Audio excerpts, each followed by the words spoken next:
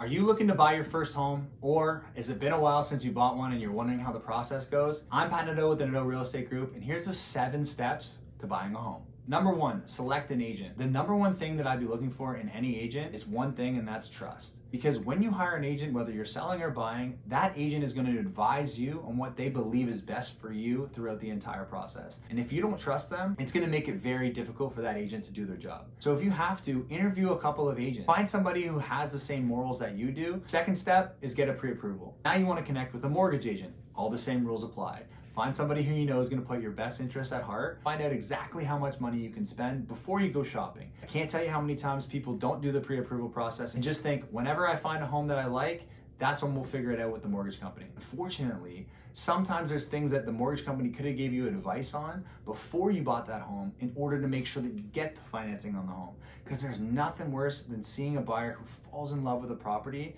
and then we go to do the financing part. They can't get the financing on it then, and they lose that property. The third thing is set an automated property search. This is literally gold. If you're not connecting with an agent and having them set you up on an automated property search, you are missing out. Because what that automated property search does is it takes all your criteria and it puts it into this automated property search that immediately sends you properties. The second that it hits MLS, it goes in your email. So you don't have to go through realtor.ca and look at properties that may or may not be what you're looking for. It immediately goes in there. And the best part is, it'll tell you what those properties actually sold for.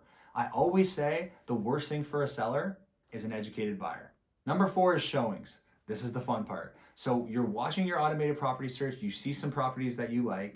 Now it's time to text your realtor and set up some showings. So you see a home that you like, you let them know, you work at a time that works for the both of you, and you go see the property. Now that you've seen the property in person, here's number 5. You get to make an offer. Little sub note on this, I would actually, when you first connect with your realtor, go through what an offer looks like. Ask them to walk you through step by step of what an actual offer looks like, and it'll be so much less stressful when it comes time to actually make one.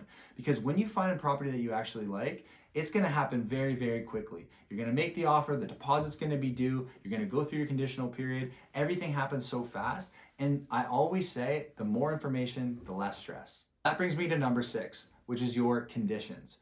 So once the offer gets accepted and you've negotiated a price and conditions that work for both you and the seller, you're going to get into your conditional period. A standard conditional period can be anywhere from 5 to 10 business days. Standard conditions on a property look like financing, inspection, insurance. If you're buying a country property, there's septic, there's well. You're going to have about a week to make sure that you're happy with all these things. Another sub note here, an inspection is not a pass-fail. You will almost never see an inspection pass unless it's a brand new home. An inspection is an information session. So you're getting the inspector there to tell you the age of the roof, furnace, windows, everything. What are the things that you need to know to keep up the property? But most importantly, what I'm looking at from a realtor's perspective here is, what are the big ticket items that need immediate attention? Things that are gonna cost a lot of money that we didn't anticipate when we made the offer.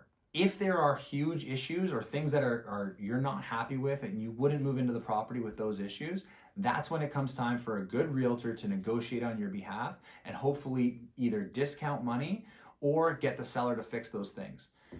Another sub note, I usually recommend that you get the money off in order to fix these things as opposed to having the seller do them, because it's very easy to say if a seller is going to fix something, they are not going to do it to the degree that you, the new owner, would.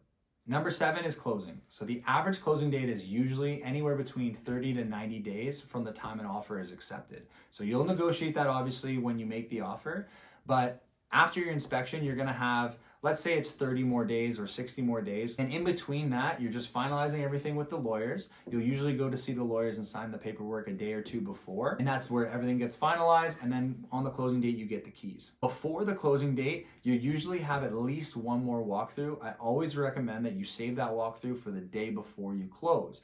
Why we do that is if there is some significant damage that's happened, let's say the seller moved out and they put a hole in the wall, or the seller moved out a couple of weeks ago, they haven't been there and there's been a flood or something, it's a lot easier to make corrections if we have to with the lawyers before you've actually paid that seller and closed on the home. So we try to go through once before the home actually closes to make sure that everything is good before you get the keys the next day. There's the 7 steps to buying your first home or to buying any home. And if you have any more questions, please reach out. You can reach me at 613-583-0985.